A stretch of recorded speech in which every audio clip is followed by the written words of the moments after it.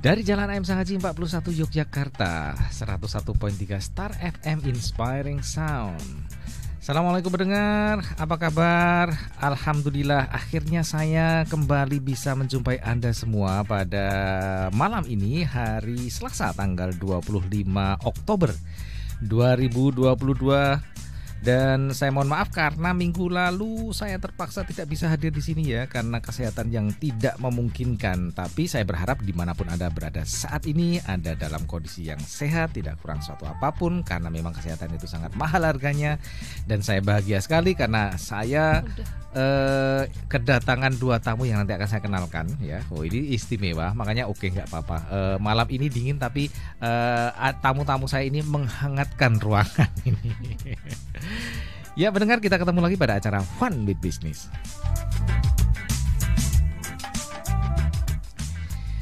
Ya, kalau dulu bapaknya yang saya undang ke sini, sekarang anaknya saya undang ke sini. Karena meskipun dengan profesi yang berbeda ya, tapi nanti akan banyak hal yang menarik ya. Tema kita pada malam hari ini adalah bagaimana kita bisa membuka peluang berbisnis di negeri orang. Ya, ini dua gadis-gadis ini ternyata berhasil untuk membuka satu usaha ya di negara bapaknya sana ya. Nanti saya akan perkenalkan satu persatu. Halo, selamat malam Petra. Selamat malam Mas Budi. Apa kabar? Sehat-sehat. Oke, dan satu lagi ada Sonya. Selamat malam Sonya. Malam Mas Budi. Oke, dideketin mikrofonnya. Iya, oke. Ya, pendengar, dua noni-noni Belanda ini. Oh, setengah Belanda.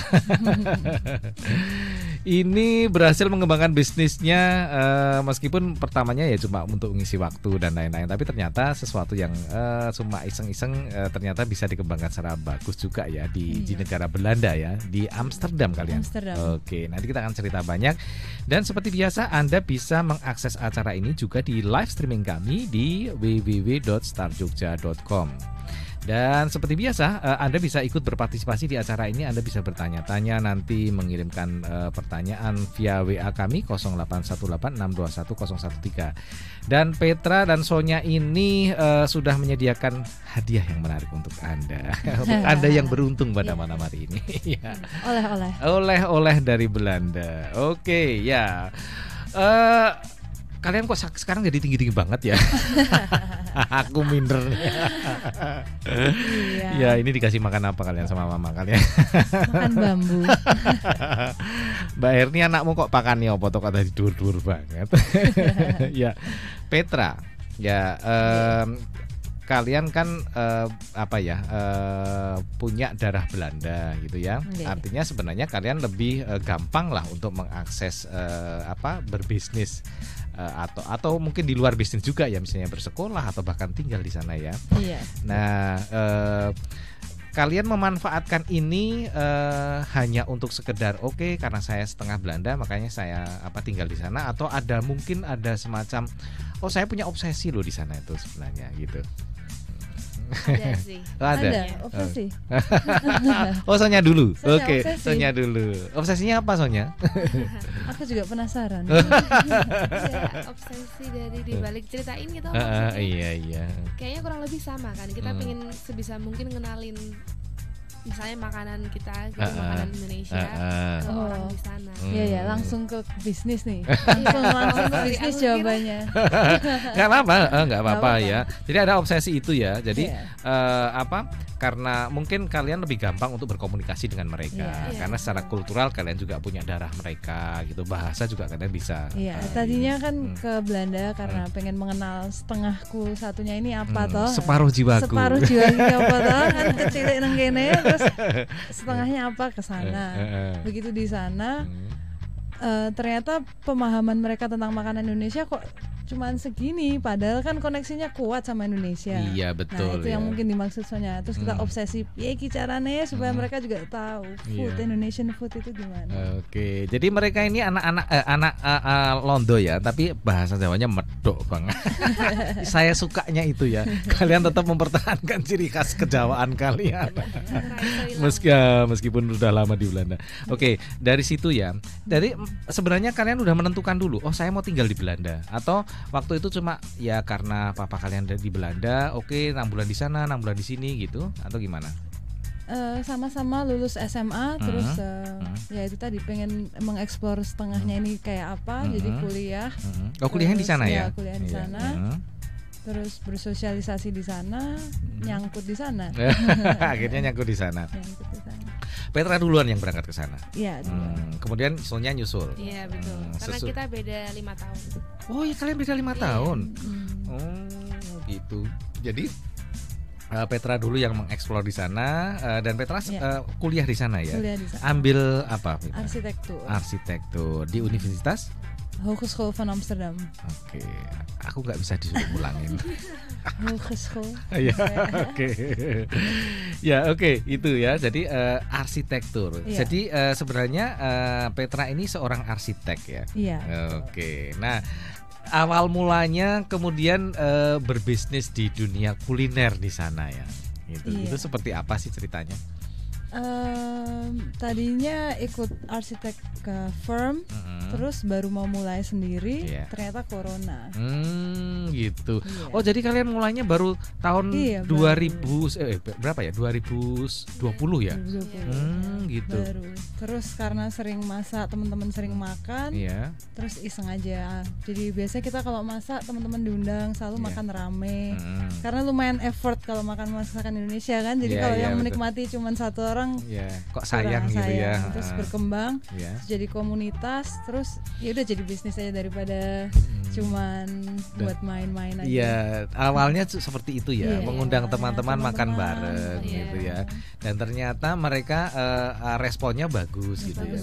Iya, dan mereka ternyata kaget juga ya. Ternyata ada banyak varian yang mereka belum kenal sebelumnya. Iya. Betul. Gitu. Jadi sebenarnya kalau di Amsterdam tuh udah banyak banget restoran Indonesia. Iya.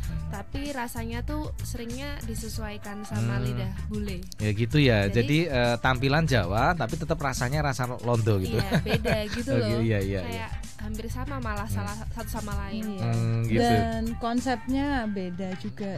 Gitu. Konsep warung. Jadi mereka biasanya punya ada lodeh, ada tumis buncis, ada rendang, ada ayam berujak, ada ayam Bali, ada banyak banget. Tapi jadi konsepnya mereka tuh biasanya harga sekian bisa ambil pilih dulu, bisa pilih nasi kuning, bisa pilih nasi putih, bisa pilih bakmi. Habis itu boleh pilih 2 daging, bisa pilih 2 sayur. Nah, karena mereka nggak paham nyampurnya biasanya, aku pergi sama temenku, saya pesan, aku pilih bakmi, lauknya rendang sama balado, sayurnya lodeh sama tumis buncis. Dicampur. Iya. Kita langsung langsung sakit hati. Kayak gini caranya. Ini gimana ini? Gitu ya. Jadi mereka belum teredukasi cara makan makanan Indonesia gitu loh. Jadi campur aja gitu ya. Oh, jadi mereka taunya ini nasi campur gitu. Iya, nasi campur menurut mereka itu kayak lucu ya. Gitu ya. Jadi sebenarnya udah banyak sih ya. Konsep itu banyak. Dan di Amsterdam sendiri udah banyak sekali rumah makan atau restoran atau bahkan mungkin di bawah rumah makan semacam warung itu gitu. Iya, namanya afhal. Dari kata afhalen itu take away. Jadi konsepnya kamu nggak makan di sana, kamu datang langsung pesen nasi campurnya itu. Terus nanti langsung bawa pulang. Jadi bukan makan di sana. Oh, kayak gerobak gitu ya di sini ya mungkin ya. Iya, tapi nggak gerobak tuh. Gimana ya? Ya kayak warung sih. Ya kayak warung, cuma dia take away gitu ya. Iya, betul. Gitu. Ya, dari situlah muncul ide itu ya. Oh ya, saya harus mengedukasi nih gitu. Kalau makan rendang ya udah sama nasi putih aja, sama sambal hijau, sama sayur yang simpel aja satu. Gitu. Rendang kan udah enak, masa masih tambah balado, tambah. Jadi rasanya malah nggak karu-karuan ya. Itu ya. Jadi bener ya bahwa ternyata menyediakan makanan saja tidak cukup ya, tapi juga mengedukasi mereka bagaimana mereka bisa menikmati ini dengan tepat sehingga rasanya benar-benar ya enak ya. Jadi nggak tadi ceritain lucu banget gitu. Terus awalnya seperti apa yang kalian buka awalnya bisnis di bidang catering ini? Dari rumahmu biasanya. Oh, kalian tinggalnya tidak satu apartemen gitu? Enggak. Aku tinggal sama housemateku saat itu pas corona. Terus dia itu juga setengah Belanda. Iya, sama Yona. Namanya Yona. Nah terus dulu sering makan bareng karena corona nggak bisa kemana-mana juga kan, jadi selalu makan di rumah bareng, masak bareng. Terus lama-lama kayak kenapa nggak kita coba dijualkan kan, dipasarkan, cuman ke teman-teman awalnya kayak aku mau masak ini hari ini, mau order nggak gitu, ya kan Pet? Ya masaknya sekangennya kita lagi pengen ayam goreng ya bikin ayam goreng. Oh gitu. Jadi semau kalian hari ini mau masak apa, terus di share ke teman-teman gitu ya. Oke, ini aku mau masak ini, siapa yang mau pesan gitu. Sekalian obat kangen Indonesia. Kan corona nggak pulang kan. Oh iya betul. Nah, pasar kalian awalnya ini orang-orang Indonesia yang tinggal di sana atau juga bule-bule yang memang pada dasarnya mereka memang benar-benar bule yang pengen makan makanan Indonesia gitu. Kamu mungkin bisa jawab? Iya, yang kayak aku tadi bilang awalnya benar-benar cuman kenalan, tapi kan ya menyebar. Circle kita kan juga campur, ada yang bule totok, ada yang setengah-setengah, ada yang Indonesia lama di sana. Nah lama-lama mereka nyebarin ke teman-temannya masing-masing. Dari mulut ke mulut gitu ya. Mulut ke mulut, iya. Terus kita juga lama-lama bikin Instagram, of course, karena itu paling accessible gitu, paling mudah diakses. Dan kayak dari situ kita promote apa kita masak ini, terus nanti orang nge-share. Jadi dari situ mulai makin banyak yang order, orang-orang yang kita nggak kenal bahkan. Iya. Tapi kebanyakan orang-orang yang tertarik culture, mereka open untuk ini. Jadi kan banyak juga orang yang kalau udah suka AA aja. Kalau ini kebanyakan target market kita orang-orang yang suka budaya. Ya mengeksplor ya sesuatu yang beda gitu ya. Nah, resep yang kalian dapatkan ini dari mana ini? Atau atau sebelum kalian berangkat ke Belanda kalian memang udah hobi dulu masak di sini? Atau tiba-tiba harus masak di sana? Jadi ini resepnya ini resep kalian sendiri atau ada resep mungkin dari mama itu? Mama pasti. Mama ya Pak, nomor satu ya. Secara nggak langsung dari dulu selalu merhatiin mama mungkin ya. Gitu. Jadi memang nggak diajarin kayak ini gini-gini, tapi kan kita selalu lihat. Itu langsung. Gitu. Oke. Jadi ini resep otentik Mama Herni. Sama banyak research juga sih. Gitu? Research di YouTube, di mana-mana kita baca-baca banyak resep. Terus kira-kira yang cocok sama kita mana, itu kita jadiin satu. Oke. Dari sekian banyak makanan Indonesia, kalian kan udah masak banyak banget ya. Mulai dari masakan Jawa, Sumatera, Bali bahkan tadi gitu. Yang paling banyak diminati oleh mereka masakan yang mana itu? Coba Pet. Rendang. Rendang ya. Rendang. Oh, pantes rendang itu dinobatkan sebagai makanan terenak di dunia ya. Kalau bikin rendang itu udah pasti ordernya. Wah, banyak banget. Karena juga kan rendang yang kita buat ya kan kita terbiasa dengan rasa rendang yang di Indonesia. Nah, beda banget sama rendang-rendang yang dijual di Belanda gitu loh. Gitu. Jadi kita juga nggak mau lah makan rendang rasa yang nggak otentik. Jadi kita bikinnya yang extra effort, yang otentik. Jadi orang-orang kayak, oh ini rendang tuh bisa rasanya kayak gini toh. Kayak orang malah surprise gitu. Jadi selama ini, maksudnya makanan Indonesia yang beredar di sana tuh rasanya seperti apa? Kalau menurut kalian seperti apa? Karena kalian kan orang Jawa ya, jadi tahu lah orang. Oh ini bukan seperti yang seharusnya. Misalnya rendang, itu kok rendangnya di sana tuh empuk banget, kayak hampir hancur gitu. Terus juicy, banyak kuah, kayak banyak kuahnya. Jadi jatuhnya agak-agak kayak apa ya? Kayak semur tapi pedes gitu. Oh gitu. Iya. Tapi pedes tetap diterima sama mereka. Ya nggak pedes-pedes banget sih, cuman maksudnya agak merah. Cuman kuahnya agak kayak semur gitu, jadi agak aneh. Itu kalau rendang. Misalnya yang lain, misalnya kayak lodeh gitu. Ada sesuatu yang membuat ini kayaknya beda, ada yang hilang. Jangan-jangan bumbunya banyak. Gitu. Banyak yang gitu. Mungkin juga kalau mereka buatnya kan big batch gitu kan, yang gede langsung porsi banyak gitu. Iya. Dibuat sekali. Jadi bumbunya tuh nggak medok gitu. Kalau kita kan buatnya ya sebisanya kita. Dan kita kayak niat gitu loh ngumpulin bumbu rempah-rempahnya kan emang rada sulit ya dicarinya dan mahal, sangat mahal lah hitungannya. Tapi karena kita tujuannya awalnya kayak ya kita mau ngasih yang sebenarnya rasanya gitu loh. Jadi kita nggak masalah harga dan itu. Jadi beda lah of course dan rasanya. nggak pakai shortcut kalau kita. Jadi bumbunya kalau misalnya mungkin nggak pakai bubuk gitu. Bumbu instan gitu ya. Jadi itu. benar-benar kalian kalau mesti ngulek ya ngulek aja. Ya ada chopper sih. Tapi maksudnya kalau pakai kunyit bukan kunyit bubuk. Oh gitu ya. Tapi asik juga loh. Kalian punya cobek nggak di sana? Punya. Tapi cobek Belanda ini aku nanti mau bawa. Gitu ya. Cobek Belanda tuh terlalu halus. Oh gitu. Nggak hancur-hancur. Kurang gerus. Oh gitu ya. Jadi terlalu halus ininya ya. Jadi malah kurang gitu. Nah, tadi bumbu yang agak susah didapatkan ya. Nah, selama ini kalian hanya bertahan dengan bumbu-bumbu yang sudah ada di sana, atau kalian suruh mama untuk ngirimin, mah tolong dong kirimin bumbu yang memang tidak ada di sana yang susah. Misalnya gini, sana ada rese nggak? Nggak ada. Sana ada pete nggak? Ada. Oh ada. Frozen. Gitu. Mahal banget. Sana ada kluwek nggak? Ada. Oh ada. Gitu. Banyak udah ada sekarang.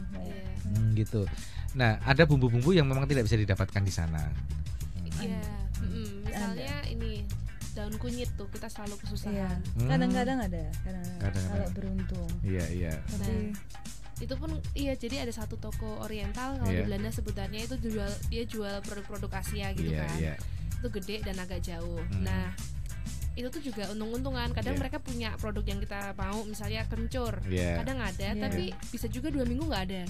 Oh gitu. Iya, jadi emang susah-susah gampang lah sebenarnya. Iya. Jadi kalau diorderin itu agak-agak khawatir juga ya. Iya, ternyata nggak ada bumbunya gitu. Postingnya biasanya 3 hari sebelum. Kalau bumbu intinya udah ketemu, baru tak posting. Oh gitu ya, bahwa kita udah yakin bahwa kita mau masak ini gitu ya, karena bumbunya udah komplit gitu. Oh menarik ya. Ya oke. Nah karena pandemi kemarin kan hampir semua orang takut keluar gini. Nah, terus yang kalian kerjakan apa? Masak kan masak rame apa? Makan rame-rame kan di sana dilarang nggak sih? Indonesia ketat banget kalau kayak gitu. Iya. Sempat. Iya, sempat. Kita awalnya take away waktu corona, tapi jadinya malah laris karena orang-orang kan makan di rumah, jadi mereka semua ambil ke rumah, makan di rumah masing-masing. Tapi setelah corona ini geser kita lebih ke event jadinya. Karena event mulai nyala. Udah. Kayak kemarin kita bikin 17-an di pinggir kanal. Wih menarik ya. Itu ramai banget. Terus misalnya ada skate cafe, bikin ada acara DJ Indonesia datang, kolaborasi, kita isi makannya. Gitu. Oh gitu, menarik ya. Nah, kalian bekerja sendiri atau juga merekrut teman-teman untuk bisnis ini? Banyak teman-teman. Gitu. Freelancernya teman-teman. Gitu. Ya, teman-teman banyak sekali, semuanya antusias. Terus ya banyak banget. Kalau nggak tanpa mereka juga nggak bisa sih kita. Nggak kepegang. Lumayan gede ya, misalnya satu orderan gitu. Kalau event sih. Kalau event. Misalnya untuk berapa orang, untuk berapa pack lah gitu. Kemarin misalnya di skate cafe itu 3 course dinner. Itu 100 orang. Lumayan loh. Itu kalau nggak sama teman-teman nggak bisa sih itu. Dan untungnya semua teman-teman sahabat-sahabat super suportif dan mereka juga seneng sih kita punya gawe. Jatuhnya kayak rewang kemarin. Iya, malam gitu sebelumnya teman-teman mau ngumpul semua bantuin kupas-kupas tuh di satu meja gede sambil gosip. Wah, ada ini kayak rewang. Ternyata persis, ya, rewang, gitu ya. Gitu. Ya jadi ada tidak sekedar masalah bisnis ya, bahwa ini untuk mencari keuntungan semata, tapi ternyata itu tadi ya funnya, kemudian tradisi-tradisi Indonesia khususnya Jawa itu tetap kalian bawa di sana juga. Pasti. Sambil rewang gosip. Rasan. Oke. Nah, karena sekarang kan pandemi sudah kalau saya bilang berlalu kan kayaknya enggak ya. Maksudnya sudah mulai bebas lah ini ya. Sudah under control. Nah, under control dan juga kegiatan sudah mulai normal kembali. Kan Petra kan seorang arsitek. Kalau Sonya apa Sonya bidangnya? Saya dulu kuliah Human Resources Management, terus habis itu kerja sebagai HR Coordinator. Gitu. Jadi nggak ada hubungannya sama kuliner dan Oh iya. Nah, kalian udah mulai sibuk dengan profesi asli kalian kan? Iya. Ya, nah terus gimana nih masalah apa? Catering ini ya, membagi waktunya gitu. Untuk sementara ini 1 kali dalam 2 minggu. Jadi volumenya dikurangin. Gitu. Ya. Volumenya dikurangin. Ya, oke. Tapi kalau misalnya nanti orderan banyak gitu, apa yang akan kalian lakukan? Itu juga pertanyaan terbesar dalam Gimana? Masih dicari jalan keluarnya. Gitu ya. Ada semacam tanda-tanda nggak bahwa ini akan ke arah sana gitu? Sudah mulai terasa nggak? Sebenarnya mungkin kalau ada partner atau apa itu mungkin bisa bikin warung, jadi bisa jalan dua-duanya. Belum tahu sih sebenarnya. Belum. Oke. Ya, ngomong-ngomong tentang kompetitor, kalian kan maksudnya kan pemain baru ya, bisa dibilang baru di dunia kuliner Indonesia di Belanda, di Amsterdam. Karena setahu saya belum pernah ke Belanda sih, cuma setahu saya karena koneksi kultural yang sangat panjang ya sejarahnya antara Indonesia dengan Belanda, sehingga salah satu bisnis di bidang kuliner ini sudah mulai ada bahkan mungkin puluhan tahun yang lalu gitu loh.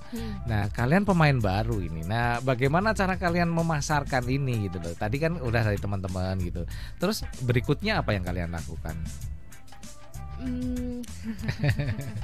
Kayaknya sih yang pasti mencari apa yang beda dari kita dan yang lainnya kan. Iya.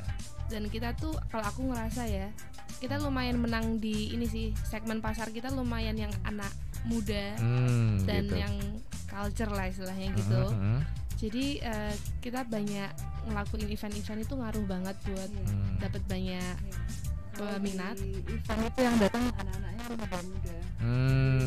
Dan generasi baru, mereka udah pernah ke Indonesia liburan, mereka tahu makanan Indonesia itu seperti apa, jadi mereka juga udah tahu kalau yang kombinasi yang ditawarkan yang di kompetitor kita itu udah sedikit old school lah. Gitu. Iya. Terus mungkin juga kalau misalnya kita ke acara-acaranya yang ada DJ di tempatnya kafe yang baru yang hip. Iya. Jadi kalau kita bikin acara nggak harus kita simbolis banget, misalnya harus ada batik, harus ini kan. Yang penting kan intinya. Iya. Kalau ceritanya bumbu ya bumbu, nggak harus dibatikin lah intinya. Soalnya kan kalau acara gitu kan orang simbolis harus pakai batik, tapi kalau rasanya makanannya ya sama aja ya gitu. Coba tadi kamuflase aja ya dibungkusnya gitu, luarnya kayaknya batik Indonesia banget deh gitu. Ternyata masakannya kayak gitu-gitu aja gitu ya. Tapi kalian lebih benar-benar ini ngomong tentang makanan ya, tentu saja rasa nomor 1 ya. Dan kalian sudah bisa menguasai itu. Menarik. Oke. Ya, pendengar, menarik ya pembicaraan kita pada malam hari ini. Ya, silahkan Anda bisa mulai untuk mengirimkan pertanyaan Anda ke 0818621013, dan dengan senang hati nanti Petra sama Sonya akan menjawab pertanyaan-pertanyaan berikut. Izinkan kami istirahat dulu dan kita akan kembali sesudah beberapa pesan yang mau lewat berikut ini. Jangan kemana-mana.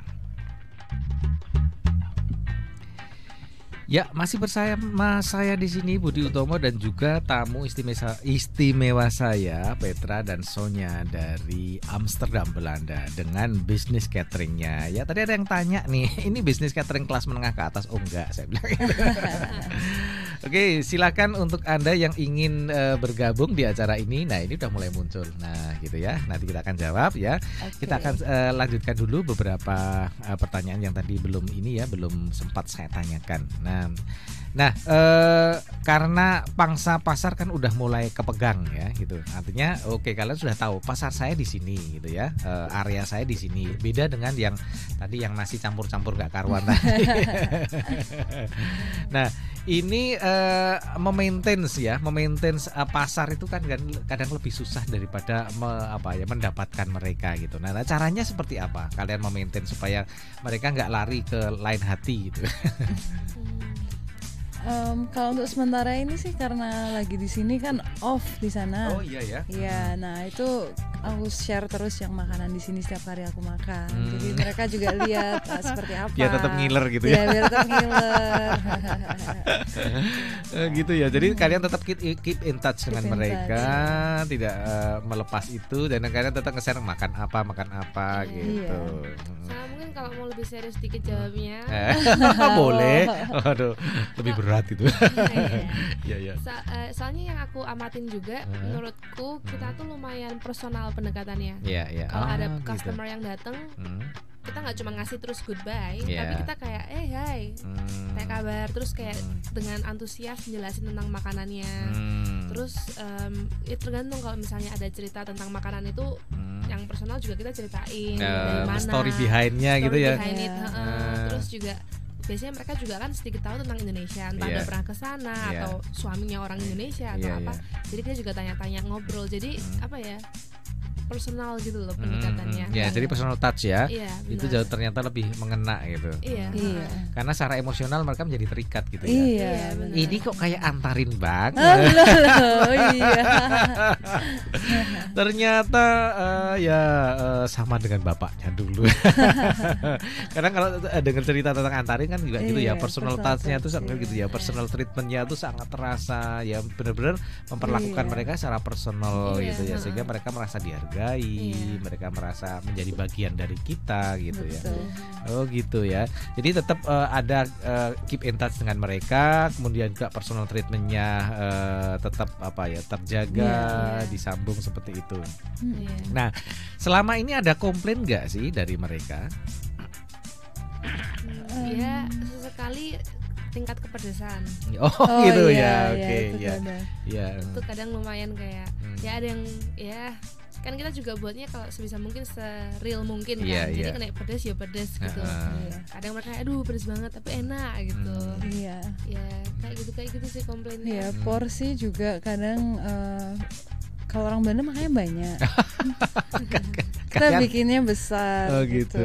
Terus kalau yang orang teman Indonesia bisa makan 2 kali loh, makan malam ini sama besok pagi. Saking gede nih. Gitu. Iya. Beda-beda. Iya. Kadang juga ini ya, saya masih ingat ketika saya makan bareng dengan orang Belanda, mereka lebih banyak makan sayurnya daripada nasinya. Gitu. Iya, jadi ingat itu juga salah gitu, satu. Iya, gitu. Jadi kalian harus lebih membanyakin lauknya. Iya. Sayurnya itu sih kadang-kadang juga ditanyain.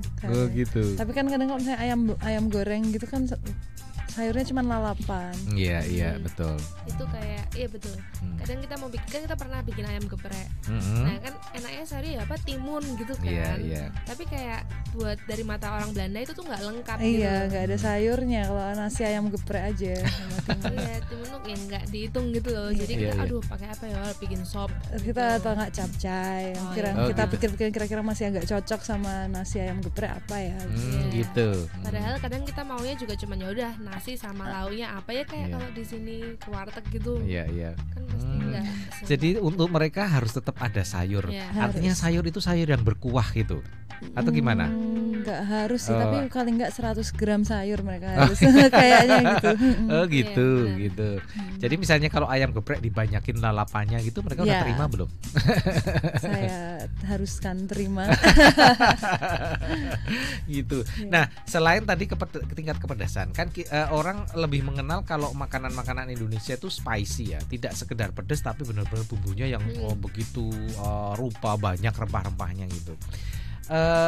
Sulit nggak bagi mereka untuk bisa menerima itu karena kalian menjual otentiknya ya.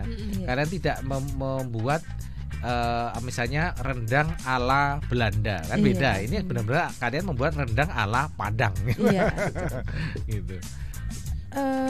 Sebenarnya lebih ke kalau secara modal itu 70% ke bumbu. Gitu. Misalnya modalnya 100 euro itu bisa 70 euro habis di bumbu, beli bumbu. Gitu. 30 euro beli dagingnya misalnya. Gitu ya. Iya. Jadi ya. Karena bumbunya memang mahal ya, karena dari sini kan. Gitu. Tapi so far belum ada sih yang komplain bumbunya terlalu banyak atau gitu. Malah itu mungkin yang mereka cari kan. Gitu ya, otentik banget gitu ya. Oke. Nah, ini udah ada beberapa pertanyaan yang masuk ya. Kita mulai jawab dulu. Ya, oke. Selamat malam. Ini saya buka dulu ya.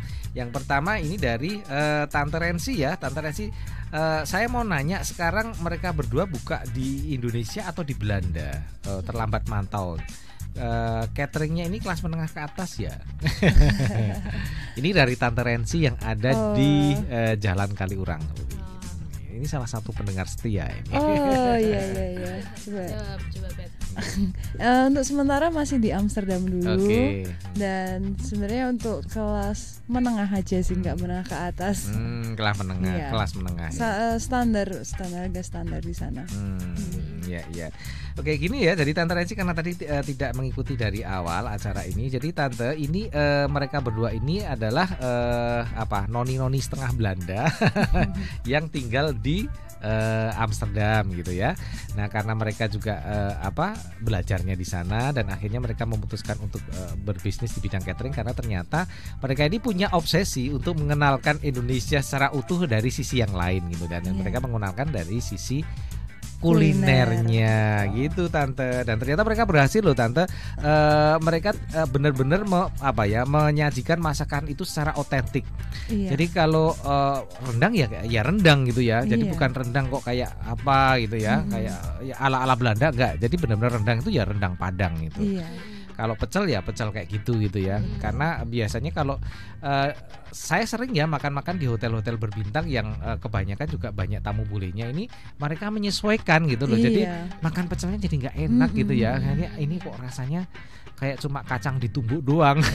Kacang tumbuk kasih air gitu aja. Padahal kan mestinya ada daun jeruknya, ada kencurnya, ada ini gitu ya. Dan ternyata kurang ya, alasan mereka sih kami harus menyesuaikan. Tapi ini Petra sama Sonya ini Tante, mereka benar-benar menyajikan secara otentik ya, secara lengkap menu makanan Indonesia. Gitu. Kemudian pertanyaan berikutnya dari siapa ini? Dari saya salah. Megangnya. Oke, ada banyak HP di sini. Iya, banyak. Sebentar. Ya, dari Ibu Trihastuti. Ibu Trihastuti yang ada di Purworejo. Jauh. Nyimak saja, salam sehat selalu. Terima kasih Bu Trihastuti. Terima kasih. Mungkin kalau Bu Trihastuti punya resep-resep yang bisa dikembangkan sama Petra dan Sonya, boleh sekali. Boleh loh Bu Trihastuti ya. Mungkin punya resep khas Purworejo itu makanannya apa ya? Ya ditunggu ya Bu Trihastuti. Siapa tahu boleh. Gitu ya. Nanti saya bawa ke sana. Nah, gitu. Nanti akan dipublikasikan ini adalah resep dari Bu Trihastuti yang ada di Purworejo gitu ya. Oke, ya terima kasih. Kemudian ada juga Ibu Tumino yang ada di Kasihan, Bantul. Assalamualaikum Mas Budi. Waalaikumsalam. Mbak Sonya, maaf. Mbak Petra, maaf. Saya terlambat mendengarkan radionya. Enggak apa-apa Bu, yang penting mendengarkan. Menunya apa saja yang tersedia dan cara pembayarnya berdasarkan dolar atau euro maksudnya gitu, atau rupiah gitu. Menunya apa saja ini? Oke. Kalau pembayaran ya euro. Kalau menu variatif banget. Dari misalnya kita tergantung mood kita, udah lama nggak makan apa gitu. Misalnya waktu itu pernah udah lama nggak makan makanan Bali, ya udah kita bikin sate lilit, kita bikin ayam betutunya juga, sambal matah. Sambal matah, enak banget. Lengkap gitu, sama urapnya juga, urap Bali. Terus ya paling laku ya rendang itu, sama ayam bakar itu juga. Ayam goreng juga. Itu baru tahu ternyata bikin kremesannya tuh susah banget ya. Ternyata kita semalaman nggak jadi sampai lembur bikin kremesan. Tapi akhirnya bisa juga. Oh gitu ya. Oh menarik ya. Oh, gitu ya. Okay. Di sana apa ya, nggak ada tradisi makan apa ayam goreng pakai kremes gitu. Iya. Cuma ada. kita aja yang iya, punya. Tapi kan itu juga yang nggak boleh ketinggalan. Iya betul gitu. Oh menarik ya. Ya oke. Jadi banyak sekali variasinya ya Bu Tumino. Ya ini juga Bu Tumino kalau punya resep guys, ini bisa ya. Senang sekali. Pokoknya ini dua noni ini pokoknya akan dengan senang hati menerima resep-resep yang mungkin belum pernah dicoba. Iya. Gitu. Ya. Kemudian ada pertanyaan dari siapa lagi nih? Oh sebentar. Ya ini ada tambahan pertanyaan dari Tante Rensi gitu. Malam Mas Budi, Mbak Sonya dan Mbak Petra. Selain menyediakan catering, kalau di Belanda nanti ada rencana ngedep bakso atau jual-jual snack khas Jawa atau makanan-makanan yang lain seperti empek-empek, lumpia, tahu tempe bacem gitu? Wah ya pengen sih itu. Harus training dulu, tapi kayak kalau bakso kekenyalannya itu belum di situ, tapi gitu. akan. Iya gitu ya. Masih di planning. Iya. Pernah makan bakso di sana juga? Di sana ada yang jual bakso. Dan baksonya sama nggak yang kalian rasakan atau ada sesuatu yang beda gitu? Baksonya kecil-kecil di sana. Yang jual Chinese biasanya. Mereka gitu. jual bakso ikan, bakso daging, bakso cumi, itu ada toko. Gitu ya. Jadi empek-empek misalnya gitu. Nah itu juga pengen sih, tapi belum sempat keluar. Ya karena memang effortnya itu. bikinnya susah. Iya. Gitu. Kalau kayak lumpia, tahu bacem, lumpia tahu nih tempe. jagonya sampingku nih. Oh gitu. Jago, ya. Oh jadi Sonya suka bikin lumpia. Spesialisnya. Oh berarti mesti kenalan sama istriku karena dia juga senang sekali. Iya. Bikin lumpia, bikin tahu bakso. Gitu ya. Iya, oke. Ya ini ada rencana seperti itu juga ya, Tante Rensi. Ya siapa tahu nanti suatu saat Tante Rensi ke Belanda dan pengen rindu makanan Indonesia. Ya, ada tambahan dari Ibu Trihastuti yang tadi ada di Purworejo. Di Purworejo itu ada geblek dari tepung ketela mirip cireng. Mungkin gitu. Jatuhnya ke snack. Kalau kalian spesialisasinya di bidang kuliner yang makanan pokok gitu. Makanan pokok iya. Kalau snack-snacknya belum ya? Belum. Ya. Tapi kita sempat nyoba tuh yang kayak misalnya waktu Natalan tahun lalu kita gimana kita bikin sesuatu yang beda. Jadi kita jualnya selain makanan pokok juga kayak snack Natal. Yang bisa dibagiin kayak hampers gitulah jatuhnya. Iya, box. Kita bikin box isinya kue pandan. Kue lapis itu yang Yona yang sekarang udah balik ke Bali, dia kan pintar bikin manis-manis. Nanti dia bikin kue lapis manual. Wah, layernya banyak banget. Ada kan banyak beberapa makanan tuh sebenarnya juga populer di Belanda ya. Atau mungkin jangan-jangan itu berasal dari Belanda. Seperti spekkoek. Spekkoek. Spekkoek itu artinya apa? Kalau mau kue apa? Spek itu apa tuh? Spek itu sebenarnya bacon. Jadi aku juga nggak paham kenapa namanya spekkoek ya. Mungkin karena spekulas, kan bumbunya spekulas. Kayak bumbu spekulas. Itu bacon ya? Kalau speknya doang artinya bacon. Tapi mungkin itu kependekan dari spekulas, itu kayak kue khas Belanda ya. Bilang itu kayak rempah gitu. Rempah yang dipakai spekulas kan dipakai di spekkoek. Betul, iya. Karena memang mungkin rasanya spekkoek rasanya ini ya rempah banget gitu. Rempahnya kerasa banget. Kemudian ada rissoles. Rissoles itu dari mana? Belanda? Itu mungkin turunan Belanda. Oh gitu ya. Karena di Belanda yang terkenal kroket. Kroket ya tentu saja kroket. Kemudian juga pastel. Pastel itu dari mana? Suriname di sana. Bukan Suriname. Bukan Belanda. Oh gitu. Kirain karena nama-namanya tuh kan hampir-hampir nama-nama Belanda gitu loh, pastel. Kroket gitu. Kroket ya. Gitu ya. Nah, ini ada pertanyaan dari Mbak Devi yang ada di Sleman Utara. Selamat malam Mbak Devi. Malam Mbak Sonia dan juga Mbak Petra. Saya mau tanya, modal kalian untuk membuat usaha catering di sana itu dari mana? Karena saya yakin bahwa modal itu pasti besar. Betul. Urunan. Iya, kan kita kan by order, jadi resikonya cukup rendah. Jadi kita lihat pesanannya ada berapa, kita belanjanya sesuaikan. Gitu. Jadi istilahnya kayak nalangin dulu aja. Ya, gitu ya. Jadi kalian tidak menyediakan sesuatu yang ini sedia ini baru siapa yang mau beli gitu kan, itu risikonya terlalu tinggi ya. Nanti kalau nggak ada yang beli siapa yang mau makan gitu kan. Gitu. Jadi karena ini by order, ya jadi low risk lah. Ya gitu. Ya memang ya berat ya, karena kalian mandiri ya di sana ya, berdua mandiri ya, harus kumpul-kumpul gitu ya, ngumpulin urunan patungan gitu ya Mbak Devi. Ya oke. Ini pertanyaan dari Mas Gunawan yang ada di Jogja Utara. Jogja Utara itu mana? Sleman atau mana? Makanan yang paling digemari oleh orang Belanda. Maksudnya makanan Indonesia apa? Ya yang rendang itu tadi. Rendang ya. Memang rendang susah sekali dikalahkan ya. Iya, itu tetap hot item. Gitu. Kalau gudeg gimana? Apa reaksi mereka tentang gudeg? Belum ya. Belum.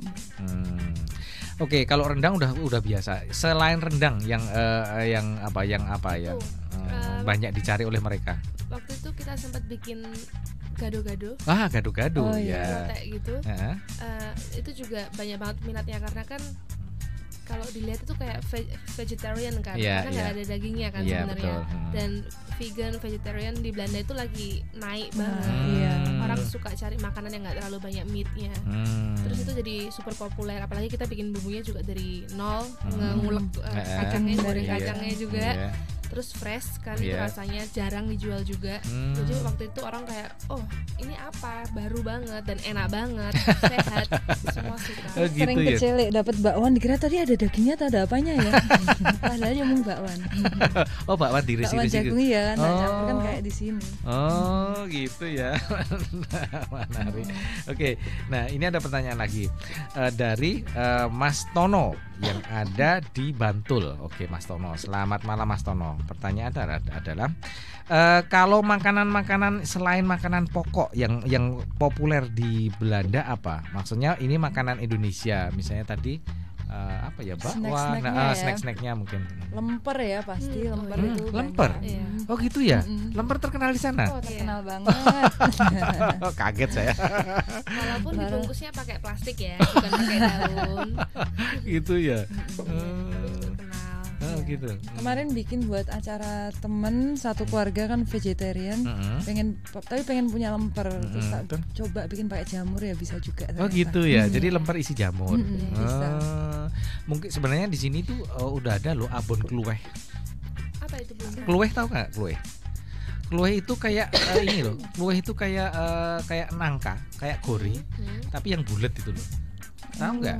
Kan sukun, biasanya bukan sukun beda lagi. Kalau sukun kan digoreng, kalau kue itu dimasak lodeh biasanya. Nanti tanya dong sama mama. Jadi kue itu seperti nangka tapi dia tidak manis.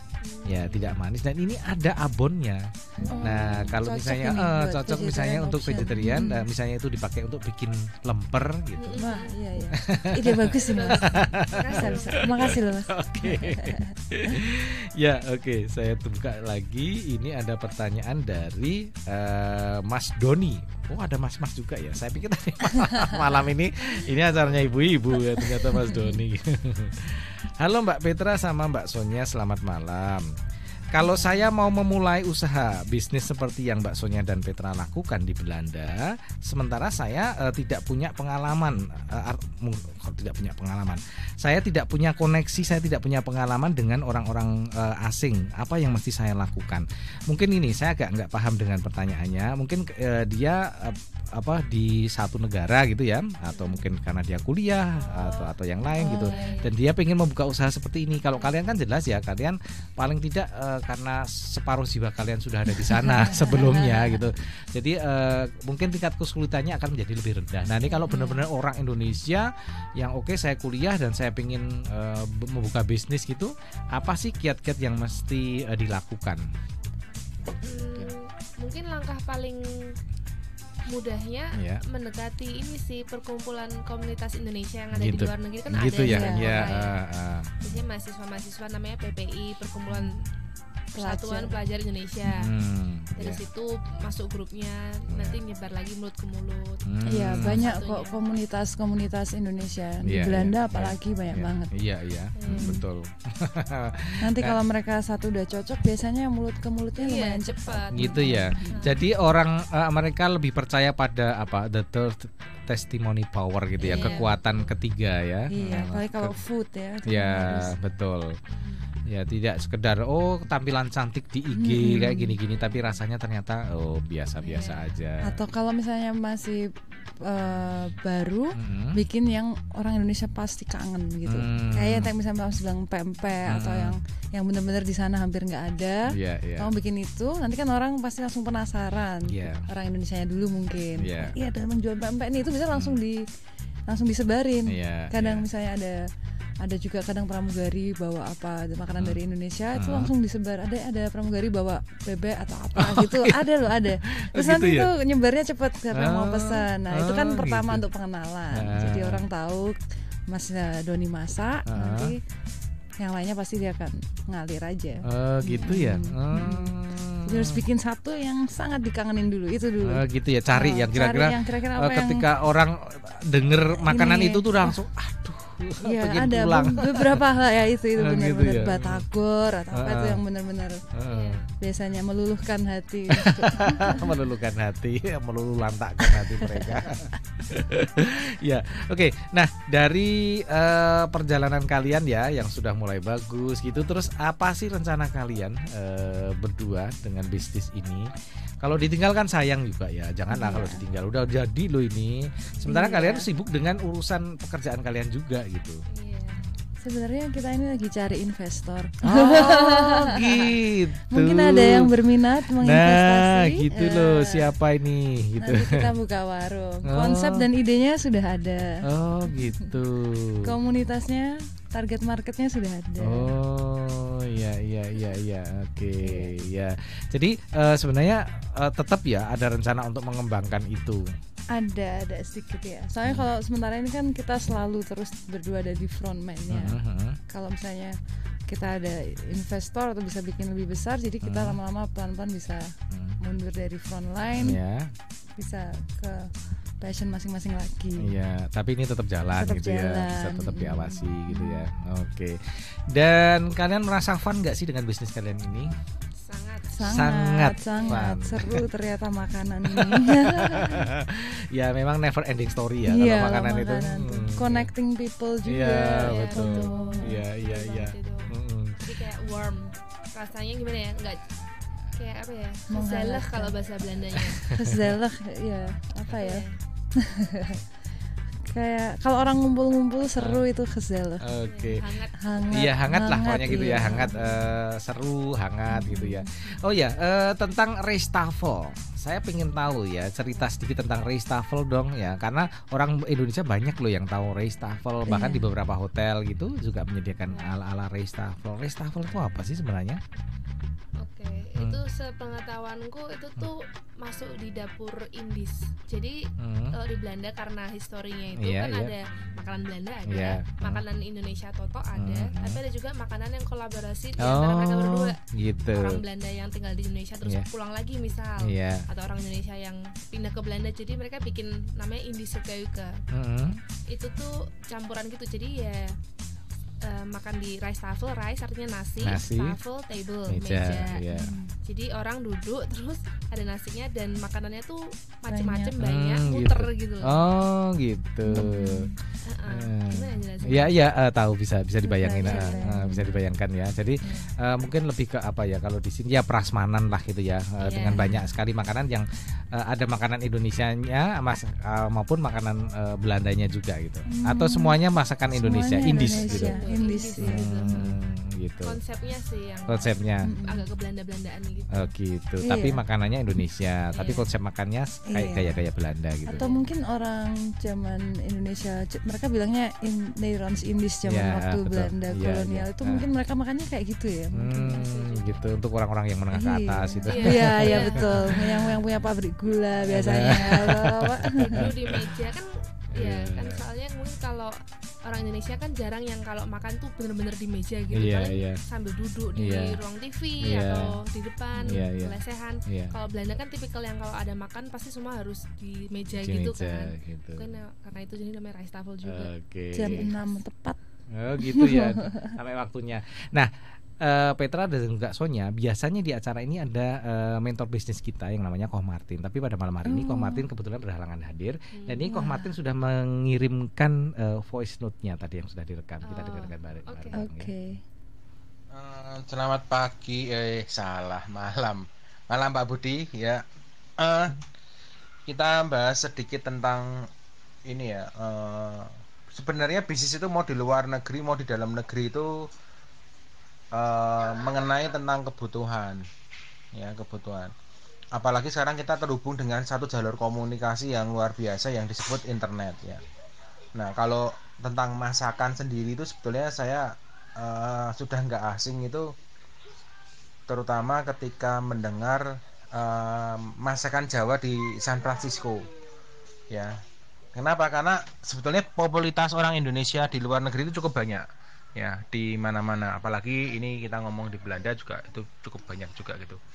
Nah, cuman memang terkait dengan bahan baku, nah terus kemudian terkait dengan SDM, nah itu yang memang harus diperhatikan lebih jauh ya. Tapi ada beberapa teman sebetulnya tinggalnya di Indonesia, itu bisnisnya di luar negeri itu biasa ya.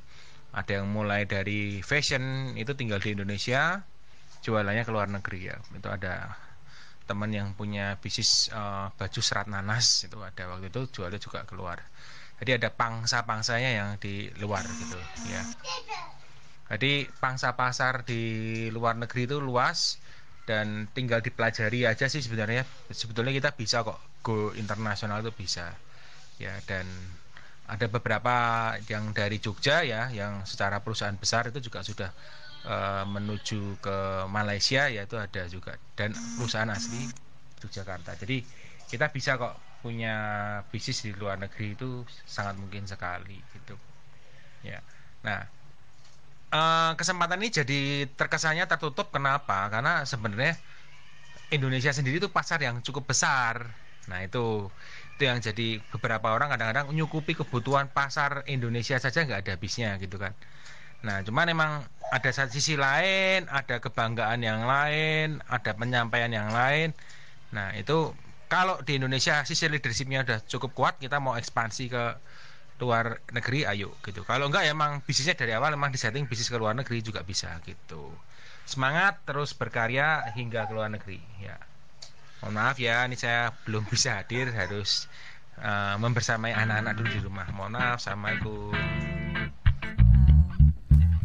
Ya, itu tadi Koh Martin ya, dengan advice bisnisnya gitu ya.